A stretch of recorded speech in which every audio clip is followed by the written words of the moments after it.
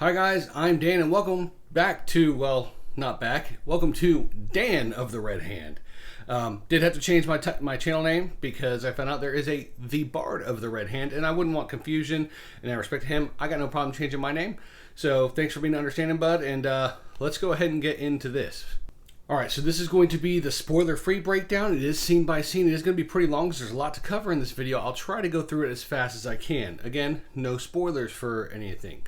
I will say that please go ahead and click that like, subscribe, and bell icon so you're notified whenever I come out with new content. But for right now, let's get into this beast of an episode. So the episode starts with another cold open that gives a little bit of exposition. This time, over a river delta, or a portion of a river delta called the Fingers of the Dragon in the nation of Tyr. This is where Siuan Sanche is from, and we get to see her as a child in this. So a couple things that I want to point out from this cold open are you get a sense of the kind of climate that Tyr is in. I mean, it has the tall, looks like limestone mountains, has that river delta. There are rice fields. This tells me that this is a very warm, typically, almost warm year-round climate, probably with a lot of rainfall. So that gives you the idea of that. And since it's on the delta, it makes sense that we find out that Siuan's father is a fisherman. Now, he did lose his hand, as we see here, but the fisherman thing is key. And really, this whole cold opening is trying to tell us two things about this particular character. One, she comes from humble beginnings, has that fisherman father, so it's going to influence her a lot in her style of life, her manner of speaking, the way she views the world. But more importantly, or just as important as those, it shows that she's extremely witty and extremely clever. And those are two things that are going to come into play later on in her life. We also get to see that, wow, this girl can channel. And as her father says, you weren't able to undo these knots a couple weeks ago. We can see that she's progressing pretty quickly. And if you notice, she is markedly younger than Nynaeve and Egwene, who we see are kind of starting to channel. I mean, Nynaeve, we saw that big explosion, but Egwene, like, she's just learning. But this girl, obviously much younger. I would put her in her, pre-teens, if not very early teens. And she's already able to channel pretty fluently to undo knots and things of that nature. Now, our father does say, oh goodness, did anybody see you do that? Because it's illegal to channel in Tyr. It is not a place that is, good for channelers. As a matter of fact, the implication is that somebody might have seen her because when they returned from their little fishing trip, their house is burnt down and there's a dragon's fang scrawled on their door. Now, that is a symbol that people use to mark out people they think are dark friends or have a dark friend in their family. So this really kind of shows her beginnings and how she was forced out from the life that she loved. She obviously loved her father and had no problem sitting there and just being a fisherman, but was forced to go to Tar Valon. So we go from that right into a trial in the tower where you see Moiraine, Liandrin, and Alanna, and they're all dressed up a little more. Their hair's a little bit better. Liandrin has long braids flowing in the back. Moiraine has her hair up intricately with with that blue jewel hanging from her forehead. Alana's a little more dressed up. And this is in a place called the Hall of the Tower. This is kind of like if the tower had like a senate or a village elders meeting, this would be where it would take place. And you see someone hit a staff down sometimes and say some very distinctive lines. She comes, the keeper of the seals, the flame of Tar Valon, the Amyrlin seat. Now, this person's name is Leanne, or Lyanna. It reads Leanne. I've always heard Lyanna because I listen to a lot of the audiobooks. I'm not spoiling anything because this is in that X-ray content that Amazon has. So anything that I mentioned from the books typically will be in that X-ray content. So I'm not really giving book spoilers in here. But her name is, I'm just going to say Lyanna. She is the keeper of the Chronicles, which is the second to the Amyrlin seat. And that staff is something she holds. And then you see the Amyrlin seat herself, Siuan Sanche, enter. So in this scene, they have the false dragon Logain brought in. He's chained. He's brought in by a couple more of those tower guard that we've seen that uniform before. And she's like, why is this man chained? He's of no consequence. He's no threat. He's been gentled already. Kind of already showing that she's not happy with the fact that he was gentled without the fair trial. So they take the chains off of him. Liandrin looks a little peeved by it, but not much she can do about it. And then she kind of starts questioning him, and he just immediately starts attacking the Aes Sedai in ways that are really meant to infuriate the Aes Sedai and make them sentence him to death. But again, like we stated earlier, Swan's clever. She sees through this ploy and goes, if you were looking for the release of death, you'll not find it here. Which is just so well done. And if you notice, she's keeping a calm face the entire time. She's not angry. During this whole trial, she's not angry. She's not sad. She's just stating the facts. Nonetheless, he's led away when she says to remove him, kicking and screaming, to begging them to kill him. Obviously not going to do that, at which time Swan Sanche, the arm on the seat, says the rest of you can leave in the light as well. That is kind of showing, hey, we don't need everybody here for the audience when we talk to these sisters. So after that, she starts really questioning Leandra and going, hey, you knew better than this. You gained the shawl a long time ago. You know, shield first, gentle second, kill last of all. You should know better. And Leandra says, oh, I had to. Alana actually backs her up. Moraine even kind of backs her up after kind of looking at Alana like, what are you doing? And, you know, it is what it is. But she immediately, Leandra, that is, starts deflecting once that Swan says, hey, I'm good. You were still in charge. You're going to get the punishment. You get the penance. I'll think on it. She immediately starts deflecting to Moraine, going, oh, you know, where has she been for the last 2 years or whatever, you know? She brought in this girl who is the most powerful channeler we've seen. I'm surprised you didn't ask about it, Mother. Do you not care about this girl? You know, why didn't she tell us that? You know, we've had Trollocs attacking the two rivers, Logain rising from the south, and Moraine was flittering off and didn't warn us of this, even though the job of the Blues is to go out and seek these secrets and let us know of danger before it strikes us. So she really does an effective job, and she actually stops talking to the arm on the seat and starts talking to the hall of the tower. And Moraine starts to get questioned by the arm on the seat. And this is where it gets really interesting in the scene, because she's like, what is the purpose of your travels? You've been gone for 2 years. You said you've traveled from Tyr to the two rivers and many villages in between. Why? What's the purpose of that?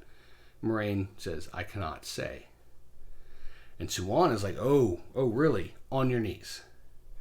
And she's like, again, what is the purpose? And, you know, Moraine's like, she pauses for a minute and goes, I cannot say. A clear challenge to Swan and her power and everything. And she even says, you're challenging me? Is this because you were a noble lady, Moraine Damondred, that you still think that, you know, other people are below you because they weren't born at your station? It's basically what the implication is.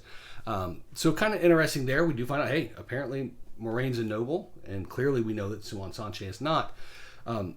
Nonetheless, she has Moraine completely prostrate herself and says, I'm still going to give you a penance as well, but I'll tell you what that's going to be tomorrow. Leaving the light, daughters. So they all kind of got to get up and leave. And it was just a really good ending to that scene. There is another little scene in the hall outside of the tower where Leandra and her like red mean girl clique kind of confront Moraine and Alana and all them. But there's not a lot that comes out of that, other than her just saying, "I know you. This is you didn't back me up for my benefit. You did it for you. That's why I didn't, thank you for it." But outside of that, you get to see Moraine. She's sitting there drinking tea, which is actually something I'm doing right now. And while she's drinking tea, you see her waiting, and you don't know what she's waiting for, but then you see a couple people move in the background, and you realize it's Nynaeve and Loyal, the Ogier that we met last episode. And once they leave, that's when Lan comes down, and they go over to visit Matt and Rand. So just note that they clearly waited for Nynaeve to leave before they went over and talked to them.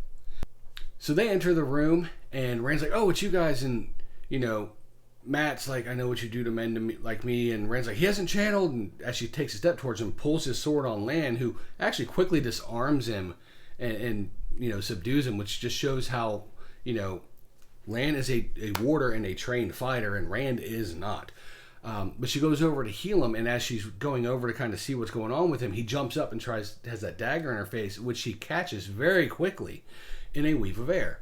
And just has it off the side and says, you stupid boy, you took this from Shadar Logoth. And immediately starts to channel to pull that corruption from Shadar Logoth out of Matt. And you see it's really kind of a creepy scene because it's kind of attaching itself to the flows of the one power. And eventually onto Moraine's mouth, very symbiote-like. Yep, that's right. That'll be a theory later on. But very symbiote-like. And then eventually she forces it back into the ruby of the actual dagger and lets the dagger clatter to the floor. As she does that, Lan covers it up with a blanket so nobody else touched it. That being said, it did take both Rand and Lan holding Matt down to keep him to try to go up and grab the dagger while she was healing him. So very important there as well. After the healing is done, there's this good little scene outside of the room between Moiraine and Rand. You can see that Rand's like, thank you for healing Matt. And she's like, yeah, I would have done it for any of you. He's like, yeah, but you took on that darkness to save him. So it's showing that Rand is starting to open up, starting to become a little more trusting of Moiraine. And you kind of see Nynaeve and Loial come up, and Nynaeve's like, oh, of course. And, she's just been so antagonistic to the Aes Sedai this entire time that Moiraine gets like she just gets the slap back so good. She claps back so good. She's like, why didn't you come and tell me as soon as you saw that he had this darkness within him? Your pride almost killed him. If wisdom is going to be the title that you claim, I suggest you start showing some. That is such a great one-liner. So that was pretty much the end of that scene right there. And then we get that scene with Moiraine and Megan in the sauna. Now that sauna I don't think is in the tower, because Megan says, hey, I wish you would take meetings in the tower like the rest of the sisters.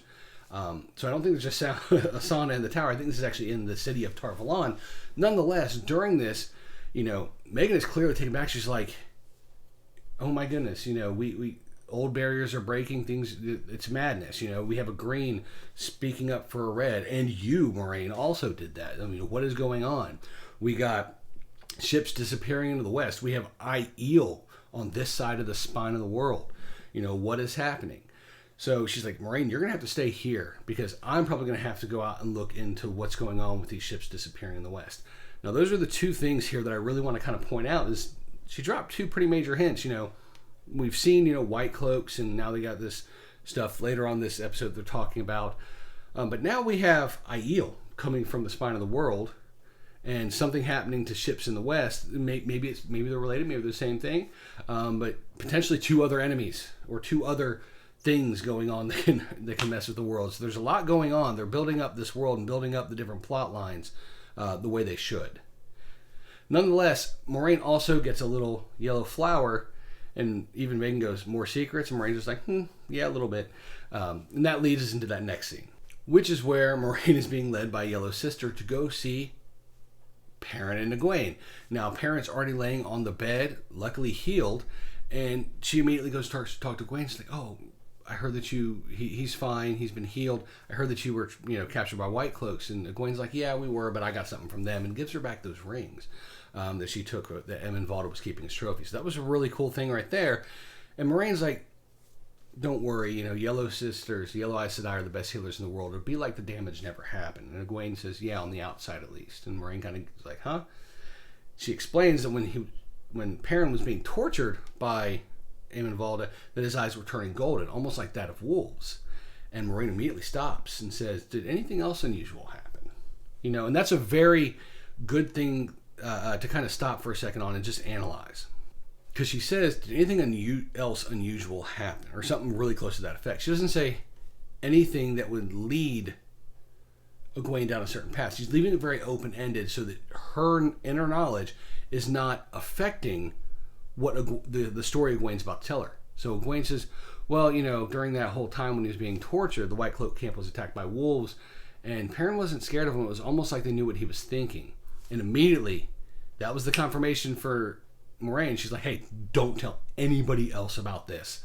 Even other Aes Sedai. If other Aes Sedai found out about this, they may want to hurt him. So there's something going on there. There's a little discussion like, is that something that the dragon reborn, or does it mean he's not? And she's like, we don't know what form the dragon is going to take in this turning. We don't know what powers he or she will, or should I say she or he is what they keep saying here. While we're on that he, she, he thing, I just want to say that Aes Sedai would say she, he, instead of he, she. It makes more sense in this world. They're, a tower that is ran by women. Only women can be Aes Sedai. They always look at women first and men second. Not necessarily as second-class citizens, definitely if they are channelers, but not necessarily second-class citizens, just their world is dominated by women. So she would come before he. And that's really kind of the end of the scene. We really don't know what the next dragon's going to be like. And it kind of cuts away to a different scene, which is actually in Moraine's apartment when she's sitting there in a white sleeping gown, or what have you, and taking off her ring, putting on moisturizer, and Lan comes in and says, "You masked our bond." So I want to talk about that for the non-book readers really quick. So you've heard the warder say that the bond between an Aes Sedai and a warder is closer than anything else in the world. And this is, if there's anything that I'm pulling out of the books that might be a little spoiler, because I don't know if I saw this in the X-ray or not, this would be about it, but it's not a spoiler for anything. It's just more explaining how something works. That bond allows the Aes Sedai and the warder to kind of feel each other, to kind of feel their emotions, to feel their... just to feel how each other are feeling, and sometimes even with the physical stuff. And Lan even alluded to it. I shouldn't have had that drink, Moiraine. You always get emotional when I drink, i.e., that drinking also affects her.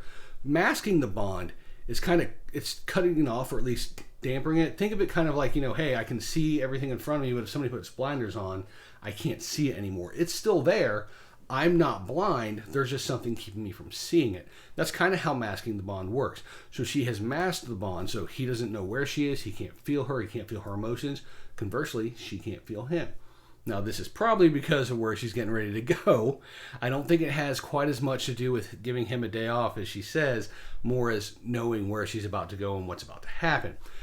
Lan clearly knows and says, hey, just be back before dawn. And she's like, is that an order? And he's like, did it sound like a suggestion? Again, one of the best lines in there. And just the way he gives it is great. And they kind of chuckle it off. And as he's leaving, he's like, I'll stand guard outside your door until you're back. Give her my love. And then we get to see finally with that painting they kept closing up on. I know somebody said, hey, sometimes the painting they stall on and close up on it's just a painting. Well, obviously it wasn't, because she channels and a portal opens up. Now, for the non-book readers, that means this is in the X-ray stuff, this is what's called a Terran Grail, which is an item that is meant to use the one power for one specific purpose. This one is obviously opening up a portal to somewhere, probably a specific place, probably tied to the other one of these paintings that is hanging in the Amerlin study. So then Moiraine exits the portal, and she is in a recreation of Siuan Sanche's childhood home, and Siuan's sitting there, also in sleep attire, hair down. Neither one of them have their rings on, and they start talking. So clearly they've had an established relationship for a long time. They know each other well. I think that even Siuan says, I hate it when you call me mother, when they're in private confines, which is actually very true to the books. And then they kiss, and you can tell, okay, this is more than just a friendship. This is going a little beyond that, and which is perfectly fine and has some established stuff in the books to that nature. And then the line of all lines happens when they're getting ready to kiss, and Moiraine just looks at her and says, "On your knees." So fade to black there, and we come back to them after sexy times, if you will, and they start discussing. And this is where the real meat and potatoes, story-wise, of this encounter occurs. So Moiraine and Siuan start talking about the Dragon Reborn. She's like, hey, I found 5 potential dragons in this one village. She's like, 5? Really? She's like, yeah, 5, but 4 of them are the right age. Nynaeve's way too old, but how can we discount her power? And she's like, do you know which one of them they are? She's like, I don't know. We're dealing with 3,000-year-old prophecies that have been translated hundreds of times. I've even heard Gleeman say there might be a multi-headed dragon. And they start to talk about something I don't think they've established yet in the series, which is they were both there 20 years ago when Guitarra Morosa, another Aes Sedai, had a foretelling of a baby being born. And that's who they thought was the dragon. So that's what sent them on this quest initially. And they even say, we've been doing this for 20 years. And she's like, what if we brought the other sisters into it? She's like, if any other sisters found out what we're doing, we would be stilled. By the way, side note, stilling is what it's called when you gentle a woman. When you cut a woman off from the true power completely, take away their ability to channel, it's called stilling. So it's gentling for men, stilling for women. So as they're talking about the prophecy, Moraine's like, there's something else you're not telling me. And Siuan tells her about a dream that she's been having every night for the past month of the Dark One at the Eye of the World. And Moraine's like, okay, well, if the Eye of the World it is, then we need to go there while the Dark One's weak and take these 5 youngsters that I found with me, because one of them is the dragon, to go defeat them. And she's like, okay, I guess, there's some other discussion there. And Moiraine brings up, by the way, your penance for me has to be exiled. She's like, well, why does it have to be exiled? And she explains, hey, one of the blue sitters, Megan, wants me to stay in the tower permanently, and exile is the only way I'm going to get out of it. So begrudgingly she agrees, and that's kind of the end of that scene, or any of the good plot points from that scene. Cut from that, and you see Moraine and Lan starting to walk back to Moraine's room. And he's like, I put him in your room. He's like, okay. How is Matt? He's fine. He's already drinking morning ale. He's getting day drunk, so he's good to go. That's the Matt that I know and love. And then they get ambushed by Leander, who comes up. Oh, was that Matt Coffin? He's friends with Rand. Didn't you visit him earlier? Aren't they from the same, village as Nynaeve? And weren't those other two people that were captured by White Cloaks also from the same village as Nynaeve? So she knows a lot about what we like to call the Emmonsfield Five. Those Two Rivers folk, or whatever you want to call them. Moraine claps back hard, goes, hey, listen, I know about that man you visit in North Harbor. Back up or I'll tell your Red Sisters about it and where he lives, and you know what they'll do to him. Immediately, Leander shut down. You don't hear another word for Moraine and Lan to spin, and they go. So there is a purpose. They have things to do. Moraine is pulling out the stops to get shit done. So they enter Moraine's room, and there is Loyal, and she has a little discussion with him. There's not a lot of plot points you can take out of this other than the fact that she says, hey, I called you here because, I have this issue, and it's one I think you can basically resolve. We don't know what that is yet, but, she obviously has plans for him and is probably pulling him into her designs. After this, we see her showing Egwene the hall of the tower and explaining, like, hey, this is the hall of the tower. You have the same look I did when I saw it. And yes, that is the Amerlin seat. And Egwene's like, isn't that confusing? The woman and her chair being named the same thing. And she's like, you can ask her about it. She wants to meet you. But first, there's someone else that wants to meet you. And you have this nice little reunion of Nynaeve and Egwene, which is kind of cool. And then they get to roll off into the Amerlin seat study. So in the Amerlin seat study, we'll go ahead and get out of the way. Yes, that same picture frame is up here. That is a Taron Grail. And this one is actually showing the fingers of the dragon, that delta in the nation of Tyr. So this might be actually even a picture of Siuan Sanche's home. Who knows? But I have a feeling that what picture is there might have something to do with where these are leading, but they both lead to the same place. Kind of interesting how that works. I don't know all the ins and outs of it, but there's something there that, we just haven't been told about that yet. Nonetheless, Moraine, Egwene, and Nynaeve enter. Siuan's like, yeah, come in. Come see me. And Moraine bows, followed by Egwene, who's like, oh, we're bowing. And Nynaeve just stands there. Like, I ain't bowing for no one. You're out of your damn mind. And Siuan is talking to them, saying, they tell me that you are the most powerful channeler in over 1,000 years. And you just see Egwene getting this like, yep, that's me, smile. And then Siuan says, Nynaeve Almera. And Nynaeve is just standing there looking almost ashamed or kind of angry that all this hubbub's being made over it. And Egwene just immediately kind of dejected.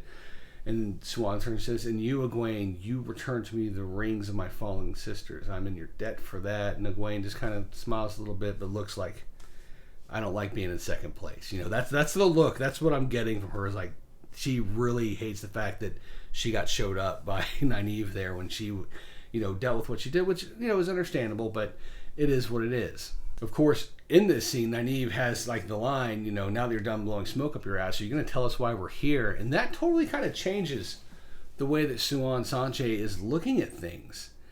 She doesn't look at this as these are two girls that I can just invite in and they're going to be impressed by my presence as the Amerlin Sea. They're not impressed by this title, so she's like, all right, I will be me. So she stands up and gets up in their face and is telling them how it is, being like, look, I know this isn't what you're choosing, that you would like to do this and these other things, but this is what's real. And Nynaeve's like, nah, we're gone. And it just shows the commanding presence that Siuan Sanche has, because she stops them with one finger. She just goes, and they stop. And even Nynaeve afterwards is kind of looking down the finger like, okay, I guess I'm going to have to listen, which is just such a great thing to see. Someone who is very much like Nynaeve. And Nynaeve even says, don't talk to me like you know me. And that's when they're getting ready to walk out. But Siuan Sanche knows exactly who Nynaeve is, because they are very similar in their presence, the way they look at the world, the way they treat people. They are very similar. So she does know her. And this is when she realizes, and she's like, look, the pattern does what it wants. Do you think the wheel doesn't care what you want? And the last battle's coming, and your decisions from here on out are going to matter. So you need to figure out what, you need to get on board with what you need to do. And it ends with Egwene, doing her typical pivot, going, okay, well, what do we need to do? I'm in. What do we need to do? That's kind of where that scene ends. So nice to see that Egwene, even though she was like, crap, I'm sick, she's like, you know what? Maybe she's more powerful, but I'm the one who's bought in. How can I help? So after a quick scene outside on the balcony outside Moraine's room where she's looking over Tyrell, which is beautiful, we actually get to see the second part of her trial where Siuan Sanche is going to pass judgment. And she says, look, the judgment is exile. And you're going to swear on the oath rod. So, Leanne brings up the oath rod, which is really, really beautifully done, by the way. And she has Moraine re-swear on this. Or not re-swear, but to swear that she's going to obey the judgment of the Amerlin seat and leave the tower and not return until the Amerlin tells her to. And there's a little nod there where she puts her finger under the oath rod to actually touch Moraine's hand. But Moraine kind of changes the wording a little bit. She same oath in spirit, but changes the wording to swear her oath to obey Siuan Sanche, daughter of the river, clever as a pike, strong as the tides, but doesn't say it to the seat. She doesn't swear to the office. She swears to the woman, which is kind of interesting. It was almost like this really kind of interesting parallel to like a marriage oath, the way that it's said specifically. I thought that was a really good touch, but really smart touch on, hey, pay attention to what these people say, not what you think you're hearing, because exact verbiage matters. So after the oath is taken, Siuan says it is done. Face your sisters and leave the tower. And as she turns around, all the sisters turn away from her. She has to leave the hall of the tower. And outside, all the sisters out there turn. Liandrin waits to turn, almost with a spiteful look, like I'm gonna face you until I have to turn. Whereas Alana, on the other hand, looks over and she's already distraught on the brink of tears because she realizes as the doors open, she saw the sitters with their back to Moraine. She knew that meant she was exiled. Now we get to see Moraine leaving the city of Tar Valon. She's clearly changed because she's in her travel clothes again, not in what she was in. Her hair's back down, and she's riding. And she rides up to this stone structure, which we're just going to call a waygate, alone. So she's alone there, and she looks around a little bit like, oh my goodness, where is everybody? And you hear the voice of Loyal. She goes, oh, are you alone, Builder? And he's like, mm-mm. And then you see Perrin and Egwene ride up, shortly followed by 4 other riders. Lan, Nynaeve, Mat, and Rand are all riding up as well. So you have everybody, all the Emmons Fielders, you have Loyal, and you have both the Warder and Aes Sedai there in front of this gate. At this time, there's like a little question and answer session, and Moraine goes, look, I'm going to speak clearly. I didn't trust you guys when I first met you. I had no reason to, but after getting to know you now, let me give you a little more insight. The Dark One is at the Eye of the World. He's a little weak. I know that one of you are the dragon. We need to get our asses up there and take care of this before he becomes more powerful. Otherwise, he's going to unleash hordes of Murdral and Trollocs in the world and just destroy everything. And after a little bit more back and forth, they're like, okay, I guess, let's go, for the most part. Egwene does ask, what happens to those of us who aren't the Dragon Reborn? And Moraine kind of evades that question, because apparently, supposedly there's some bad things that are going to happen if they're up there with the Dark One, but she's like, we don't know for certain. That's an interesting thing. She's not lying. They don't know for certain.